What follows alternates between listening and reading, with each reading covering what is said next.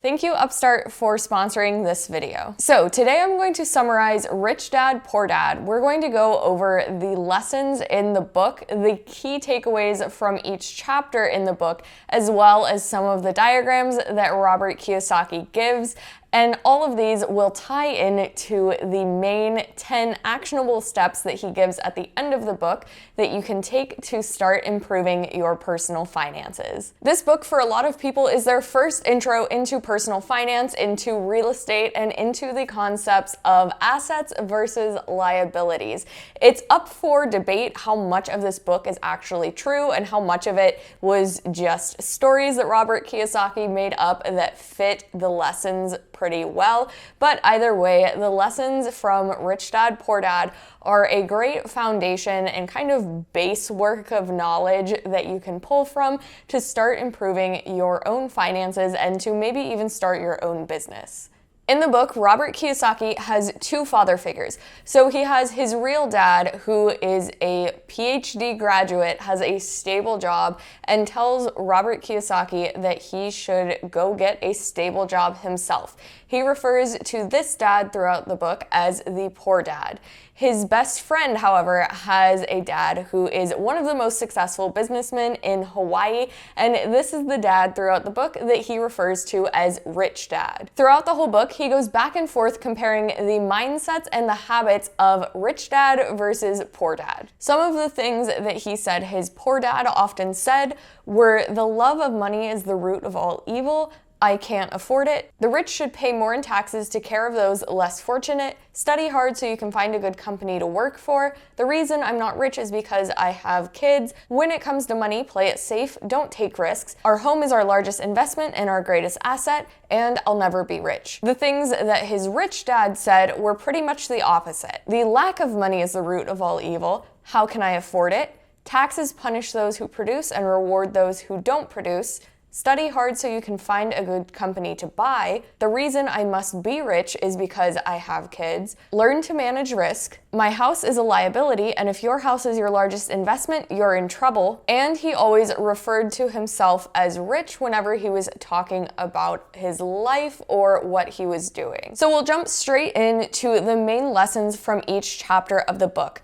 Lesson 1 was that the rich don't work for money. As Robert Kiyosaki said, his poor dad always told him to get good grades in school, study hard so that he could get a good job at a big company with good benefits, whereas his poor dad told him that the rich don't work for money. In this chapter, Robert Kiyosaki and his best friend didn't really know what the best friend's dad meant, so they started working for him so that he could teach them these lessons, but the catch was that they were working for free. So throughout this chapter, they learned the value of working in exchange for information and building skills. Rich Dad also teaches them the importance of delaying their emotional responses so that they aren't making rash decisions about their finances or their work lives. And he teaches them this by offering them more and more amounts of money for the jobs that they were doing for free for him. And by them turning down those offers, he was teaching them how to pause and think for a minute before they were jumping into any job that they didn't actually want. In regards to those emotional responses to pay raises and to money in general, Rich Dad said, first, the fear of being without money motivates us to work hard, and then once we get that paycheck, greed or desire starts us thinking about all the wonderful things that money can buy. Lesson number 2 from the book is that you need to be financially literate. So this chapter lays out the main thing that this book is known for, where Robert Kiyosaki is talking about assets and liabilities. He lays out the main takeaways in 3 bullet points. The rich buy assets, the poor only have expenses, and the middle class buys liabilities that they think are assets. Then he introduces some of these little cash flow diagrams, which he uses throughout the rest of the book. So the 2 main things that you need to know here are that an asset is something that brings you extra income or that holds its value over time, whereas a liability is something that causes you to have more expenses or it's a debt that you owe. When he's talking about assets and liabilities, he also talks a lot about cash flow, which is just how your cash is moving around once you get paid. Once you receive your paycheck, is the majority of that going towards assets like stocks or a business that could potentially bring you more money? Or is that money going towards expenses like your mortgage and any debt? So however that money is moving around, that is the cash flow. If you're bringing in more money than you are spending, that would be positive cash flow. And if you are spending more money than you're making, that would be negative cash flow. He then shows the cash flow diagrams of people who he would consider poor, middle class, and rich. For the poor category, how he shows the cash flow is having a job, getting paid a salary, but then spending that entire salary on your expenses. For the middle class diagram, it starts the same way, having a job, getting paid a salary as your income, but instead of that money only going to your necessities and those basic needs, it instead starts going to things like houses, cars, and credit cards that add a whole new set of expenses. What he shows on the diagram of a rich person is that they will still sometimes have those liabilities,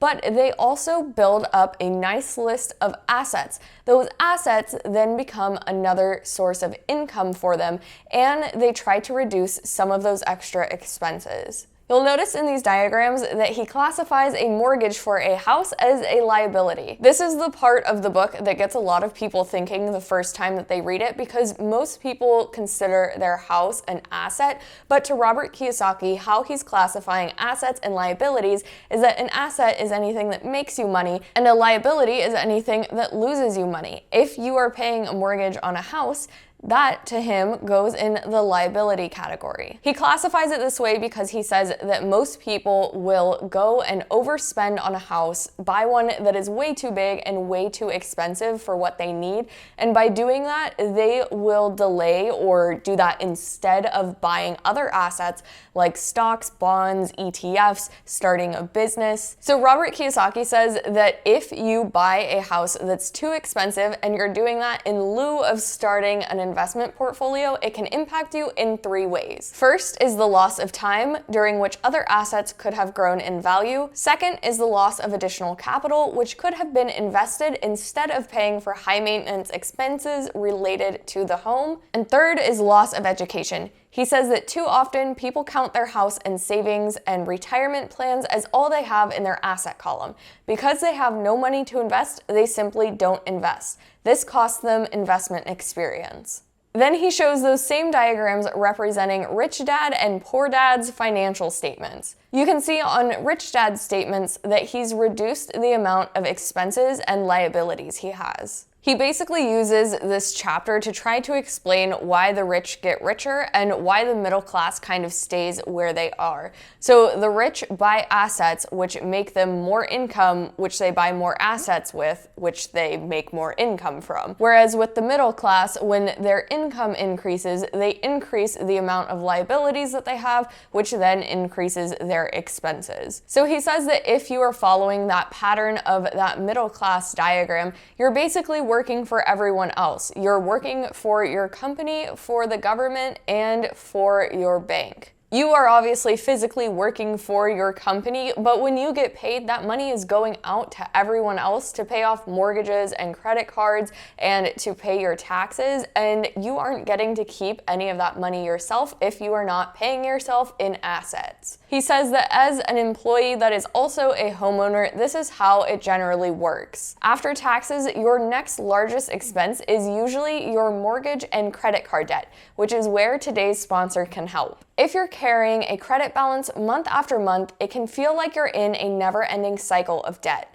Upstart can help you make that final payment so that you can get ahead. Whether it's paying off credit cards, consolidating high-interest debt, or funding personal expenses, over 500,000 people have used Upstart to get one fixed monthly payment. Upstart is a lending platform that knows you are more than just your credit score and is expanding access to affordable credit. Unlike other lenders, Upstart considers your income and current employment to find you a smarter rate for your loan. With a 5-minute online rate check, you can see your rate up front for loans between $1,000 to $50,000. You can receive funds as fast as 1 business day after accepting your loan. Find out how Upstart can lower your monthly payments today when you go to upstart.com/Arvabelle. That's upstart.com/Arvabelle. Arvabelle. Don't forget to use our URL to let them know we sent you. Lesson 3 is to mind your own business, or really to own your own business or to own your own assets. So Robert Kiyosaki gives a list of assets that you should aim to acquire. Businesses that you own but that are managed by other people, stocks, bonds, income generating real estate, notes or IOUs, royalties from intellectual property such as music, scripts, and patents, and anything else that has value, produces income, or appreciates and has a ready market. Lesson 4 is the power of corporations, or again, having your own business. So he talks about how in the days when sailing was really popular, this is when a lot of corporations started popping up, and the corporation owners would hire a fleet, hire a crew to manage that fleet, and they would send out these voyages. If anything went wrong, they were only liable for the cost of that one voyage instead of people coming after their own personal assets. The way that corporations or really any business structures work today often have the same goal: to separate what the business is doing from what you are doing. So he gives us cash flow diagrams again, but this time there's an extra box for corporations. So he says that business owners with corporations first earn their money, then they spend it, and then they pay taxes on whatever money is left over for the corporation. Whereas people who work for corporations first earn their money, then they pay their taxes to the government, and then they can spend whatever is left. In this chapter, he also says that your financial IQ is made up of 4 main parts. First is accounting, or just the ability to read and understand financial statements. That way you know how to tell if any business is doing well or not. Second is investing. Third is understanding the market, or understanding supply and demand and how that works. And fourth is the law and the benefit of corporations. So that's both the tax benefits that you get with owning your own business and the protection against lawsuits. Lesson 5 is that the rich invent money. In other words, they are just investing in assets that will continue to generate them an income in the future, and that may even potentially increase their income in the future. So he says that there are 2 types of investors. The first and most common type is a person who buys a packaged investment.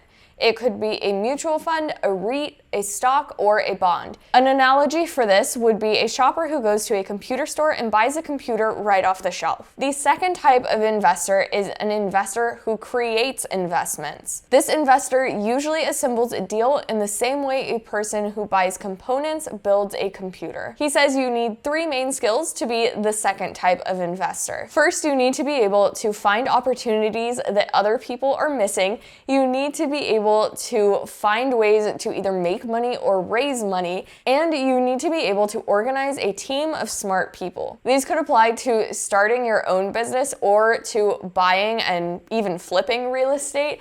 Basically, he is saying that you need to be able to see openings in the market, spot those opportunities and take advantage of them, know where the money is going to come from to take advantage of that opportunity, and always be able to organize a team of smart people that you're working with, whether that's an actual team for a company or if it's a team of like real estate agents, mortgage brokers, etc., to help you find deals. Lesson 6 is work to learn, don't work for money. And this ties back into that very first chapter where he was working for his rich dad for free. So what he recommends for young people is to seek out jobs for the skills that you'll actually learn in that job, more so than the money that you'll earn from it. So he says to look down the road at what you want to acquire as those key skills before you go and lock yourself into a job and lock yourself into that 9-to-5 rat race. So he says that 3 of the most valuable skills to look for and to try to develop in a job are the management of cash flow, the management of systems, and the management of people. Learn from people who do those jobs effectively, and you'll be able to implement those skills in any future freelancer jobs and in your own investments. He says that people are usually just one skill away from success, and he gives the example of this woman that comes to him and is like, I'm a writer, I want to be a best-selling writer too. Why is my stuff just like not working? So he suggests to this woman that she should go to a sales training, and she gets offended and she's like, why would I waste my time going and learning how to be a salesperson? And he points to his book and he says, look, it says best-selling author, not best writing author. So that's his example of being one skill away from being really successful. The last chapters of the book go over 5 obstacles that you'll likely have to get over and work through as you are learning how to manage your money properly.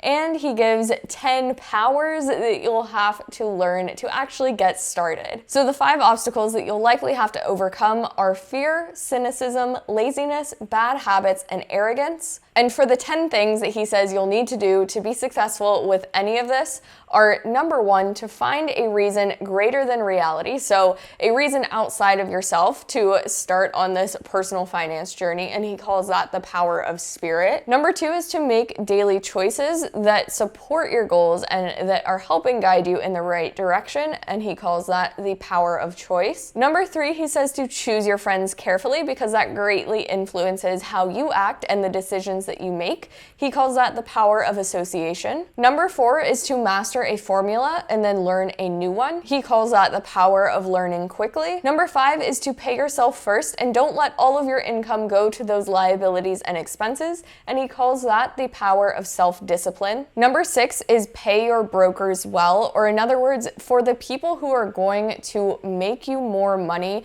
pay them fairly, pay them well, and he calls this the power of good advice. Number 7 is be an Indian giver. So he gives this whole example of Native Americans giving settlers and explorers blankets and then taking them back once they were done with them. So with this, he was trying to illustrate knowing your return on investment and knowing when you'll get your money back. He calls this the power of getting something for nothing. Number 8 is use assets to buy luxuries. In other words, don't use that income that you're getting to buy luxuries until you've built up a good portfolio of assets. He calls this the power of focus. Number 9 is to choose heroes. So choose people that you look up to and follow their lead as far as what they've done and find ways that you can implement that into your own life. He calls this the power of myth. And number 10 is teach and you shall receive. So this is just the idea of paying it forward. Once you've learned how to manage your own money, your own liabilities and assets, go and teach that to someone else. He calls this the power of giving. If you want to see summaries on any of Robert Kiyosaki's other books, let me know in the comments. And thank you again to Upstart for sponsoring today's video. Again, if you want to check that out, you can go to upstart.com/Arvabelle. And I will see you guys next time.